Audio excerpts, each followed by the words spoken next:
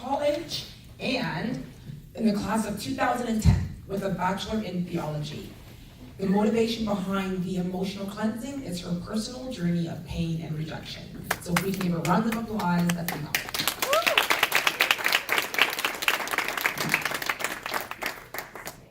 I want to hear the accent first. I don't have one. Okay.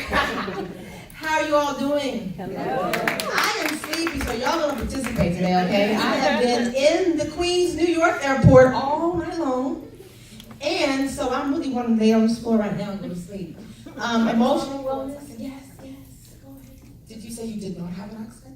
I didn't. Do y'all hear that? I'm like Shandy, I was a military brat, so I adapt to everybody. If I'm talking to you, I may sound like you. When I talk to her, I'll sound like you. Just never know. I'm excited because I'm horrible with names. Nikki, and then Shandy. I'm like, why am I up here? They talking about what we talk about. But what I'm going to do is this. I had information to give you, so I need you to do me a favor. I'm going to give you a card. Write your email address. I'm going to email you because all my luggage is still in New York. So we're going to make this work. And just get one, put your email address on it. And then an exercise, because I'm really sleepy. So anyway, we're going to make this really quick because I don't want to waste your money by not giving you what you came for, okay? So I'm going to give you a piece of paper. This is I guess an excerpt. I can't talk. I'm really kind of on some kind of adrenaline where I don't even know if I'm here or gone or what, but I'm going to give you one of these papers. I want you to write on the paper one thing about how you feel about yourself. Because a lot of times before you can begin a process of healing, you have to first come to an acknowledgement of what's going on. You can't heal anything if you don't know you're broken or if you don't know you're sick, okay? We have a lot in common other than I didn't get raped, but I had a lot of self-esteem issues because I grew up in the military. I grew up in Central America. And when I found out my mother finally got out of an abusive marriage for over like about 18 long years. And the thing that caused us to leave is in my book, checked out, that's coming out in July. The thing that caused her to leave was he was going to kill her. We caught him cheating because we was going to get him for dinner. And we left, and he came home, and he was getting ready to choke her. And that day changed my life because while he was choking her, she said, "That is why she's not your daughter." Now, everyone knew that secret but me. I'm 13 years old, and I'm like, I'm supposed to be sleeping. I'm like, hold on, what was that? So we ended up having to hide out for 3 months before we came back to Nashville. I didn't even know I was from Nashville, Tennessee. I thought I was a Panamanian at one point, and my stepfather who raised me, who I thought was my father, he's Cajun. So I thought I was Creole. So I realized I was just a Nashvilleian, just a country girl in Tennessee. And so anyway, long story short of that, it took me on a roller coaster of a lot of emotions. And with that, my whole thing, my mother she was a great wife and a great mother. And I'm like, I want to grow up and be a good mommy and a good wife and a preacher, you know? But it didn't work out that way. I got married the day after high school graduation. We were pastors. I realized I wasn't really happy, and I didn't really get married because I loved him. I just wanted to have a family. And sometimes people don't tell you about relationships and marriage, you know. You just jump into stuff. So I jumped in here, jumped back out, then jumped in another marriage, then jumped out. So I have 6 children, and I have 4 different fathers. And I'm not ashamed of it because my journey is my journey. And I'm crazy enough to tell my story, you know what I'm saying? Okay. So I'm okay with that. But back to emotional wellness. It's very important to be emotionally well. And emotions are very normal, and everyone has emotions, okay? And the important thing is knowing how to channel it. So what she's doing with this Vanish board is very important to uproot things inside of you that's not good or negative thoughts, because everything can be positive or it can be negative. It's all about who's looking in the mirror, you know. So what I do with emotional wellness, I do transformational coaching. I'm really sleepy, so my brain's kind of like shutting down. But I do transformational coaching, and what I try to help my clients do is to write down things from the very beginning, when they first had knowledge of what started and what caused certain behaviors, and I let them, because as a coach, you just let people figure their own stuff out. You don't tell them what to do. You just kind of let them figure it out. So we go through the process, but with emotional wellness, the importance of emotional wellness is knowing what the issues are. So on that piece of paper, I don't want them, they're yours. Because what you need to start doing is journaling. And like Nikki was saying about the meditation, I was back there falling asleep. I'm like, I can't do this. I'm gonna have to do something else because I'm over here like, I'm gonna be on the table sleeping.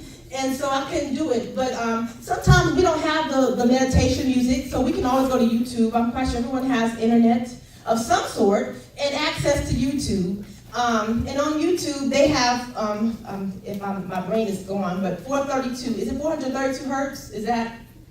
Yeah.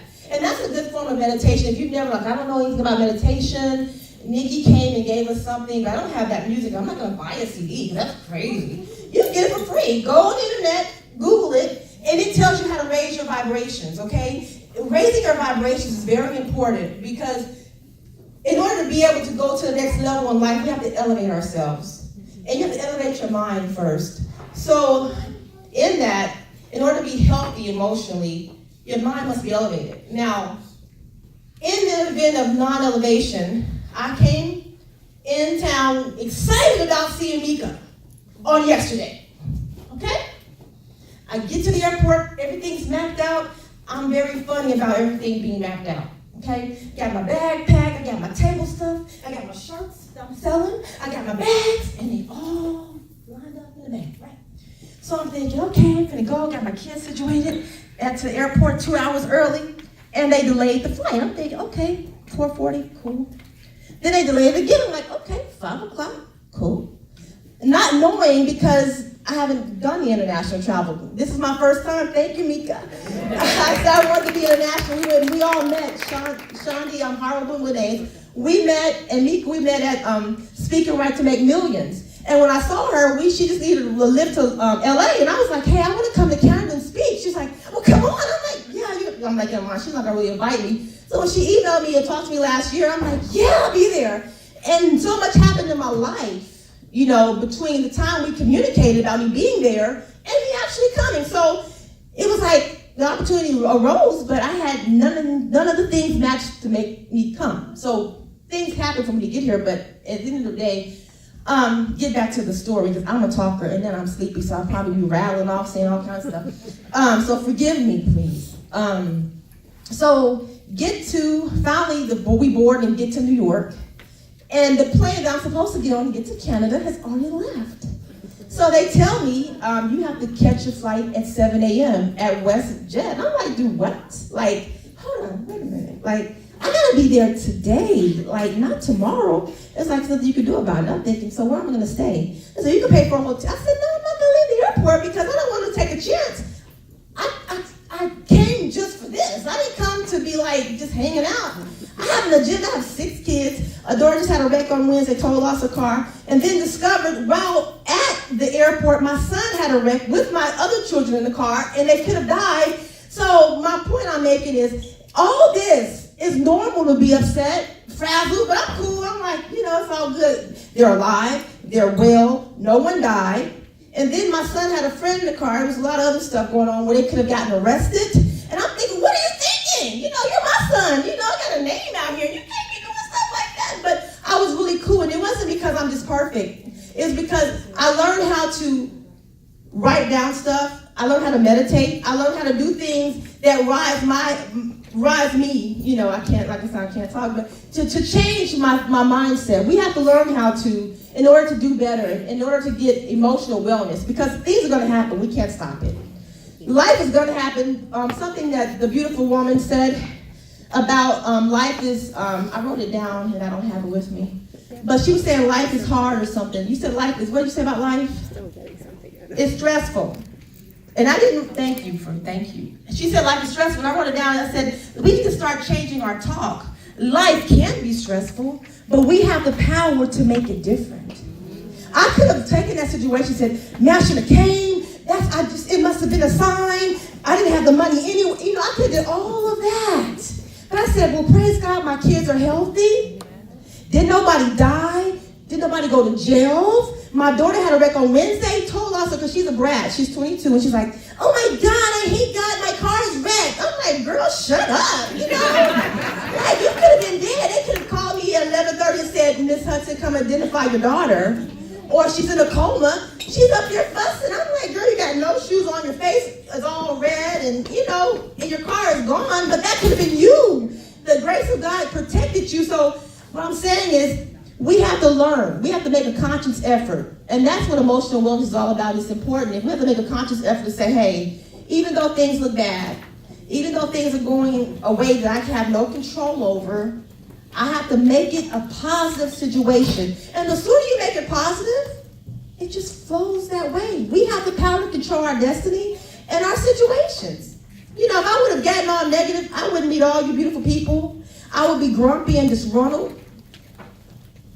And so, therefore, emotional wellness is important. But the first step is to take evaluation of yourself. Write down something about you that challenges you to look at things in a different light, in a positive light. And take advantage of the offers with Vanish Board, because that's awesome.